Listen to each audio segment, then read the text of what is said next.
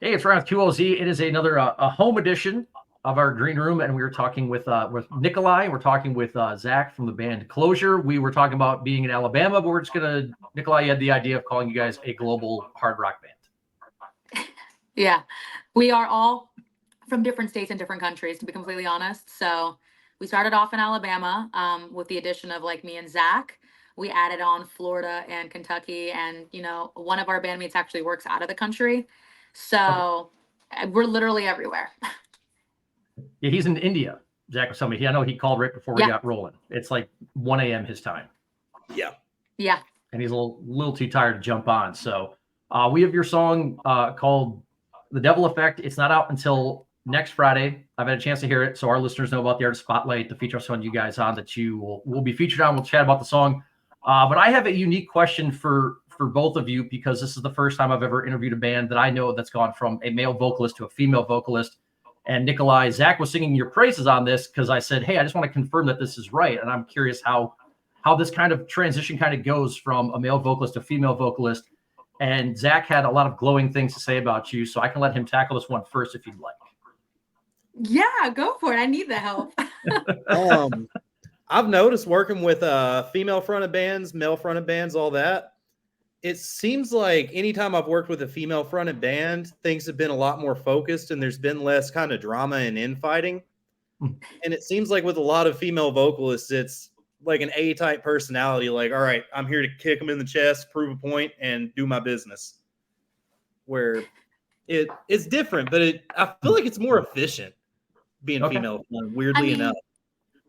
To double back on what Zach said, and like I thought about this once before, because I've only ever been in bands with all men, but I have a bunch of girlfriends, and with my last band's breakup, me and my girlfriends were in downtown every freaking weekend, just partying away the days and like going through heartbreak. But, you know, bands are like a relationship. And, when you have a little bit more of that feminine energy and that masculine energy, while women know how to kind of like delegate sometimes and understand the emotions and the feelings and the aspects of like the music, the art, and just, the relationships within the band, that's what I've always been really good at. And sometimes, when you're with all of your homeboys, you guys can, bullshit too much or act too silly or get way too riled up and you need something of a different energy or of a different substance. So having members of a band that are not only female or not only male, but like a combination of both, I think it just kind of creates a harmony. And yeah, CloZure definitely was a very male fronted, I want to say like radio rockish, southern rock band. With the addition of me and honestly the addition of Zach, because Zach listens to a lot of like new and upcoming music. I think for the most part, in order to like say it and not kind of down any of the discography that like CloZure has prior, we kind of just revamped and like renewed the sound of CloZure. So there is still a lot of like aspects that the fans that have been following would be able to recognize, but there's a lot where I think the fans are going to hear it and go, what the fuck is that? And that's like what I'm extremely excited for. I couldn't see myself in a band other than like with men though, because I have a very like strong, rough personality. And being with the boys, I feel like I am like that little sister I'm like constantly taking care of. But sometimes the boys will bicker, and that's when you need like mama bear energy to come back in and be like, listen here. So he's not wrong. Idiots. It's just Okay. Put the tape measures like away. you We're have on to the be able to same hone each other team. in. Yeah. Do you guys feel like, again, I know you it's a guys really dope band. I know you guys are both, like you said, you're both new to the band, but do you feel like overall with the other guys in the band, there's kind of maybe like a new energy, maybe kind of like maybe a little bit more excitement and kind of maybe just like, man, we're really ready to get this thing rolling. I think so. The funny Absolutely. thing is Zach knew the band before he even joined it, and Zach even knew me before like Okay. I joined the band. So in a weird way, it was kind of like the universes colliding. It's like that Spider-Man movie where there's like multiple multiverses, except for some odd reason everything just connected. But Zach played with CloZure. What show did you play with CloZure? What state were you in? Kentucky? It was on their it was here in Owensboro. It was their Heart in My Hands tour that they did. And I was actually a fish out of water for it. I was in this Brooks and Dunn type country duo. Okay. Yeah. And I just got thrown on the bill at the last second. And I ended up, which it wasn't a huge show, but everyone that played there that night really became friends and just everybody hit it off. It was a great vibe. Yeah. So, And then so Zack bumped into me when I was playing Louder Than Life. Yep. Awesome. So, And that's kind of how you got when into this he like then? went to With me or so her? I was in one serious band prior to this, to be honest, and we had a not so good breakup. And I'll be honest with you, I really contemplated quitting music all in general. I was like, I'm in my mid-20s, like I don't know if I want to do this anymore. And at the time, our manager with M Music messaged me on Instagram on like 3 different, profiles trying to get like a hold of me because I really thought I was done. I was doing a lot of like behind the scenes work for backup artists or harmonies and whatnot. But I was really shot because, previous to what I mentioned, like being in a band is like a relationship, especially when you have that like feminine masculine dynamic. Mhm. So, similar to like a girl getting broken up to when you get dumped from a band or broken up from a band, it really feels like heartbreak. But yeah, Nolan from MK found me, and I think I might have talked to the bandmates 2 or 3 times, and I hit it off with them immediately. The first month of knowing them, I flew to Alabama and they took care of me and they were absolute gentlemen and they were totally chill dudes.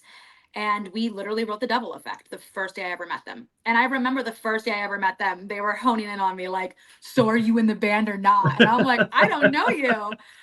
And then, I mean, the same thing happened with Zack, except for like Zack was wrestling bears and stuff. So, and that's an actual true story. Like Zack Okay. actually had to Yeah, I physically fought a wrestle bear a out of my bear. car. During a Zoom call whenever they were interviewing me. Really? Like Yeah, what kind? Hold on, I'm, we need the story on this too. What kind of first off, what kind of bear and kind of what led? How did this It was a turn out? black Obviously, bear. you look like you're fine. A black bear. Okay. Yeah.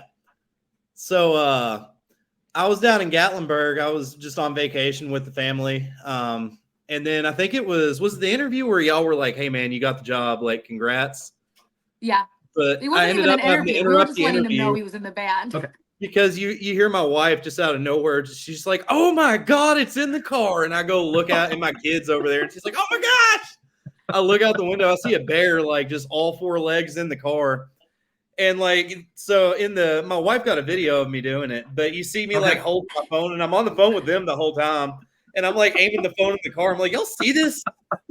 I'm like beating on the windows, trying to get him out. I finally like crack the door open and holler. And he just takes off out of the car. Yeah, let me tell you. So I don't know what it is about CloZure, but like it feels absolutely natural, but Okay. the weirdest things happen. And Oh, so I mean, we haven't even had a tour yet, and we already have like tour stories.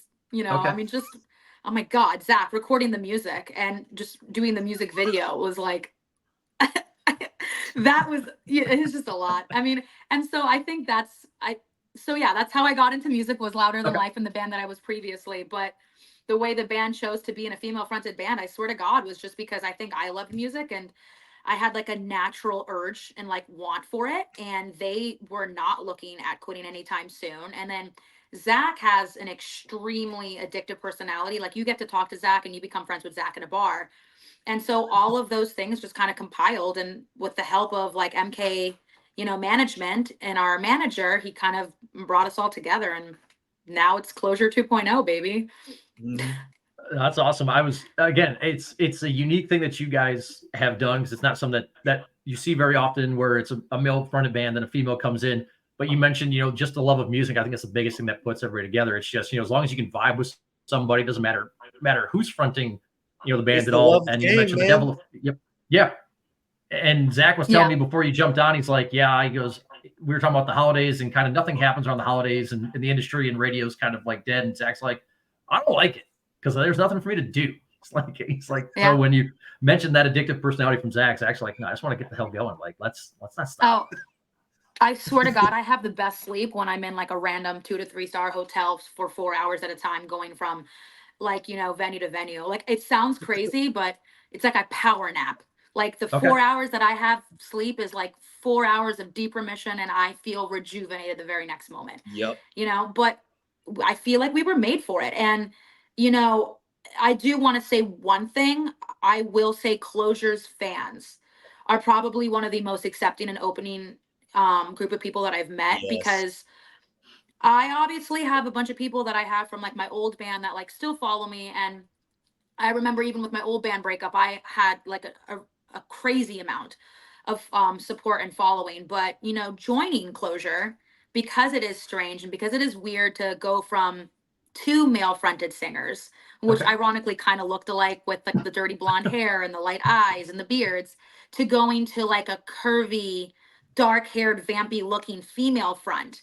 It is like an absolute shift. And so I think everyone was a little bit nervous at first, you know, doing that. But I mean, I have not received anything but extreme open arms and like a lot of support. And I've even had, you know, CloZure fans message me on like my personal Instagram account to say hello and welcome. And I think that's honestly how music should be geared towards, because, Yeah. you know, celebrities now kind of are looked at as like a product or like an image or a front. And it's not It's about anymore building a the community with the people that appreciate you. Mhm. absolutely. And with the amazing supporters that we have through CloZure, and then obviously our own, we kind of were just accepted with open arms. And like that was a blessing in itself, because like I said, artists, they try to recreate something or do better than something rather than just go with what seems natural. And we went with what seems natural, and thankfully our fans were there every step of the way. So amen to that. Because that's, we need that, you know. No, I love it. And like I said, the track, The Devil Effect, it's the one that's coming out next Friday for you guys. We have it. I've had the chance to hear it.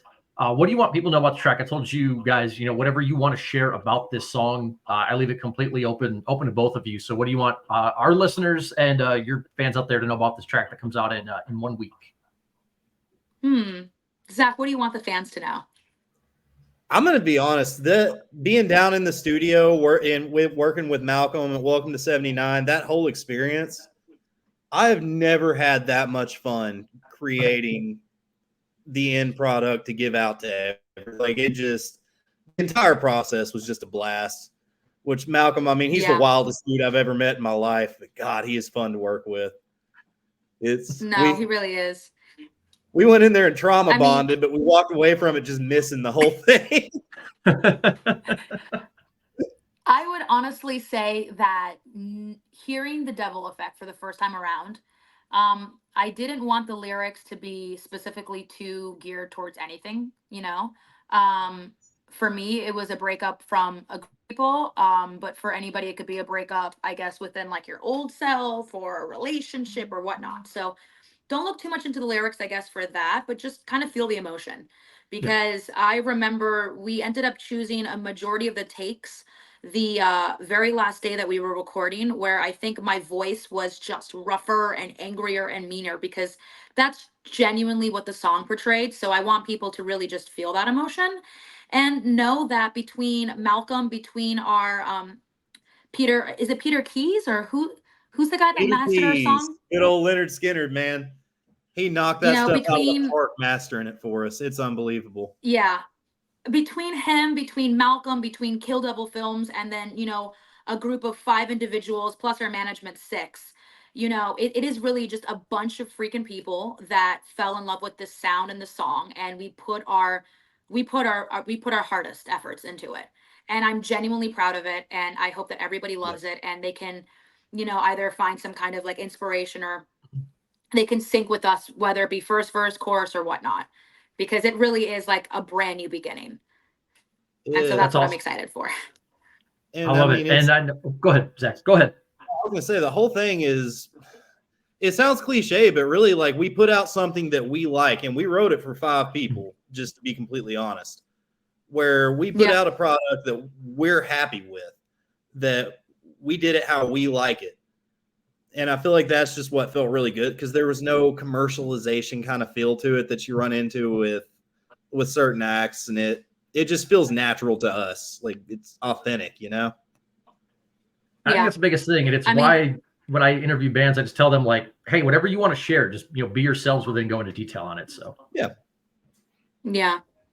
No, the song came out really organic. I mean, I remember even Nolan, our manager, he was there the first day that I ever met the bandmates. And I was trying to figure out what the hell I wanted to write for the second verse, and I think he just said the word graveyard or something, and that literally was the inspiration for the whole entire second verse. And then when we went to Tennessee and we got to meet, Springer, even Springer kind of was like, "Hey, do you mind if we rearrange this little bit or that?" And so it was cool because we were all just so happy with it that we were also accepting other like views and like viewpoints into the music. And I think even the fans are going to be able to kind of have their own personal viewpoint towards it because it's not too specific, but it genuinely is just good music. And you can literally make it about like a breakup within yourself, a band, a boyfriend, your work, or you could just be pissed off at the world and you literally want to tell everyone to fuck off. This is your song. So This is your anthem. I mean, it's good music.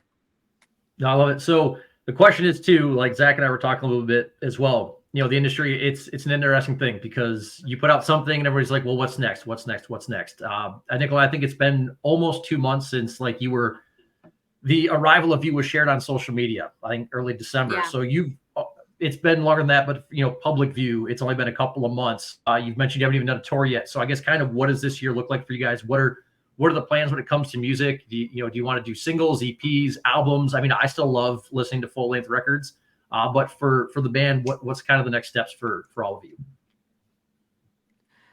So we do have like about 3 more songs pre-recorded that we are planning on for this year. And mind you, I met the band in like September. Yeah, no, we are definitely chomping at that bit. Okay. It has been actually only a few months. If you really think about it, it's not really even kind of like known the band for a while and only the public has known since December because genuinely, I think we told Zack in October and then he was released in November and then I was released in December. And I think I met them in like September. Okay. So we really have only been together for a couple months, but it's organic. And we do have a show with Drowning Pool and Saliva at the Gettysburg Bike Week. We also have a tour, and we're going to be with Power Man 5000. We're going to be with Sponge. We're going to be with, oh my God, Zack, what's the other band? Tantric. Okay. So we already have that tour. And then obviously like a mini tour in order to just say hi to like all of our followers. Yeah. And then we also do have like another mini tour prior to that, where we're basically saying hi to all of our followers that were there for us in Orlando, Tallahassee, somewhere else up in North Florida, and then Montgomery, Alabama. It's going to be the and that's going to be in March. Okay. Yep. And then we're actually running that one with them. It's a good time. I like them. I love their stuff. They're when I was living up in Wisconsin, they are a Southern Wisconsin band, so which is always cool. I lived up in Green Bay and Wausau for a while, and it's always I saw that on your guys' Facebook going out with them. I still haven't seen them live. We've played a bunch of their stuff, kind of a couple of places I've been, and again, really really good band, and they play like 150 shows a year. They're always out there, so it's cool that you guys are doing a short run with them. Yeah, and I'm excited because I think we're considered. I mean, we do a lot of studio stuff, obviously, but I would consider us like a live kind of act band, and the Almas is too. So it's going to be like a very heavy hitting, like local-ish kind of show because we are technically originally based in Alabama, and then me from Orlando. But with the Almas having like an amazing like amount of stage presence, and then us, we're just naturally on stage. It's going to be interesting because it's going to be the first time that we go on tour, but I'm not really that worried about it because we all love being on it. So I think it's just going to come up natural. That's awesome. I'm looking forward to it. There's a lot. Go ahead. Awesome. So again, before I always like bands to plug their socials, everything else as well. Have you guys do that when we're done here, website where people can buy merch and all that stuff. But I have a question for both of you that I ask every single band that comes on. It used to be a blog post when I was in Wisconsin. I told you I still love listening to full length records, full length albums. I still have a CD player in my car, thank God. Your favorite complete albums of all time. From start to finish, the albums where you don't skip any songs, you put it on and you roll with it. So this used to be a blog post, and then I started asking bands last year. So everybody from like artist spotlight bands I've talked to, people like Jacoby Shaddix, LJ of Seven Dust. I ask all these people this because everybody has different. There's some similarities, but there's always some cool differences as well.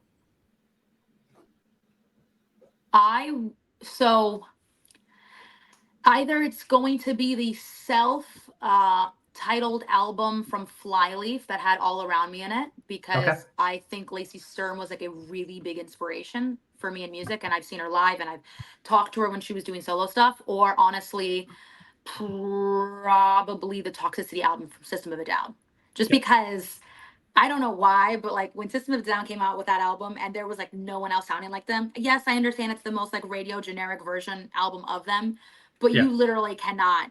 I refuse that I can like, I refuse to accept that I can't send that album to somebody, even if you're not into rock or new metal, and you can't find a single song that you like from it. It's going to be Yep. weird. You might question it, but like Mhm. oddly enough, you'll like something about it. So it's either of those, the self-titled album from Okay. Flyleaf or um Toxicity from System of a Down. You can have more than one. This used to be a blog called Favorite Five, so to ask people their favorite five. So if you have more than one, that's perfect. You're perfectly fine. If you've got five, I mean, Yeah. go for it. Go ahead. If you got some more, go for it. Celine Dion Greatest Hits. Okay. I have it. I bought it at Las Vegas when I was like 11. And main reason why it's this specific one is because she had a live rendition where she sang a song specifically for me, because I used to be obsessed with her and I used to know what her bodyguard looked like, and I was right, and I gave him a note, and she came out and pushed out a piano and she did like a ballad version of My Heart Will Okay. Go On, and I have the CD that you could only buy that one day because they would do a show and then the next day they would sell that show. So that specific CD. And then I'm gonna have to say the Lady Gaga art pop was actually kind of interesting, and I don't know why, but there's just a lot of songs that I, as a rock singer, I'm not supposed to be obsessed with, but I'm No, it's fine. obsessed with. And the Britney Spears like Toxic album, just Okay. because she was sexy as all hell, and I'm Team Britney always. All right. We've had people say Dave Matthews. John Connolly of Seven Dust said "Jagged Little Pill" by Alanis. So, and then he also had Master. Okay. He also had Master of Puppets. So it's not like people are like it has to be five rock. People are like, can I do one that aren't rock? I'm like, yeah, it's your. It's Most your of mine favorite aren't ones. rock, actually. I'm not here to judge you and tell you what albums you can and cannot say. This is a very open discussion. Whenever I do these interviews, a very open discussion. See, I pull a lot from more of like the funk, hip hop, R&B side of the house, and just they have really punchy, catchy, addictive grooves to them. Is a big thing with that as the bass player. I'd say for me, definitely Acid Rap by Chance the Rapper is in my top 5 list. Man on the Moon by Kid Cudi, that's another. That whole album, start to finish, was just outstanding. And then, weirdly enough, in there with that would be like the Commodore's self-titled album. Okay. Had like Brick House and all that on it. But I get a little weird with it, man. I'm kind of out there musically. I feel like you should be pulling from every genre you can into your own kind of personal. And that's where you see me borrow a lot from genres that you just kind of, if you listen to just the bass isolated, you're going, now wait a minute. Like, that's good. It's why we asked this question. We're in the middle of one of our songs. You're like, what? Huh? It's why I asked this. It's fun. Yeah. Was it Zack? I think Zack made a joke once. He was like, you're like a gospel blues singer and like a hard rock metal band. And I'm like, yeah, I guess I am. Pretty much. I don't even listen to blues. It's got more of a soulful thing going on, though. Yeah, honestly. It works, though. Like I was telling Zack, I think when Nolan sent me the track first and he's like, hey, what do you think of it? I said, it's got this classic Rocky vibe to it, but like it's got a fresh take. Like it sounds fresh. Like it's just not even classic rock, but just rock and roll. But like it feels fresh. I think when we've got bands right now that are releasing stuff. You've got like Dirty Honey and some bands, Rival Sons, some bands like that are releasing more of the classic rock sounding stuff, but it sounds fresh. And I think you guys have found a way to do that as well, which I think is very important because you don't want to just sound like somebody else, but like having that freshness where it sticks out in a good way is a good thing to have. Yeah. Ironically, doing more classic stuff is probably like the newer, fresher thing, which is the weird thing. Because there's a lot of like progressive and alt and like, a lot of this like core music that's definitely coming out. So to go more towards the like, classic rock to even almost like gothy rock from like the early 80s and 90s, you know, that's kind of fresh because people haven't done it in like a hot minute. But music constantly recycles. So I'm sure people could like look at this interview, you know, 10 years later and be like, wow, everyone started doing classic. It's just one of those things. That's why you just have to kind of like what you do. Yeah. You just have to kind of do what you do and love what you're doing because, you know, fashions change and like music constantly changes. But like if you wore an ugly t-shirt that you always liked when you were little, that yearbook photo, no matter how many years you go back and look at it, you're still gonna like the fucking shirt. And that's just because you genuinely liked something. So I mean that's what Because we do with you're doing CloZure. what Like, was authentic to you. yeah. We're probably never gonna look back and be like, Jesus Christ, what the fuck did we do? We're always gonna like it to some degree because we genuinely love it, you know? Yeah. No, that's awesome. Again, we've got the track. The Devil Effect comes out in 1 week. We'll have it on the Art Spotlight next Friday, 8:30 in the morning, 9:30 for you, Nikollaj, and everybody on the East Coast. And in India, I have no idea what time that'll be. It'll be sometime late at night for your drummer. He can probably tune in and check it out as well. But before I let you guys go, where can people follow you? You know, website, social media, all that good stuff. So if people want to follow you along every step of the way when new stuff comes out, tours, or buy merch, where can people do that? So we made it really easy for you guys. If you type in officialclozure.com, you can find us on Facebook, Instagram, TikTok, Threads, X, probably OnlyFans eventually. I don't know. You can just like literally type in, you know, official CloZure. Yeah, it's gonna be Zack. Zack might make an OnlyFans for us, but yeah, it's just official CloZure. Literally all platforms at official CloZure. And if you go on either our Facebook or Instagram, we actually have a like little link tree that you can click where you can pre-save the Devil Effect and hear like 30 seconds of it. You can hear a little bit of the chorus and pre-save it so you don't actually like miss the upload. Awesome. Well, perfect. Well, Zack, Nikollaj, thank you both so much. I appreciate it. Great meeting you guys. Absolutely, Thank you so much. man. Thank you for having us. This has been a great time.